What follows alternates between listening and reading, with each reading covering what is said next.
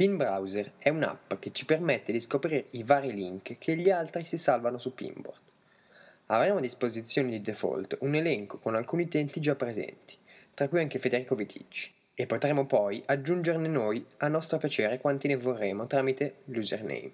Inoltre avremo anche delle sezioni come popolari, recenti e network.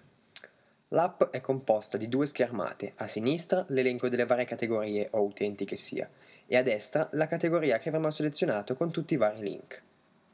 Quest'app è molto comoda per scoprire sempre cose nuove e se tenuta d'occhio quotidianamente frutterà un sacco di interessanti link. Ve la consiglio, certamente solo se usate il servizio Pinboard, perché è davvero spettacolare e inoltre costa solo 89 centesimi.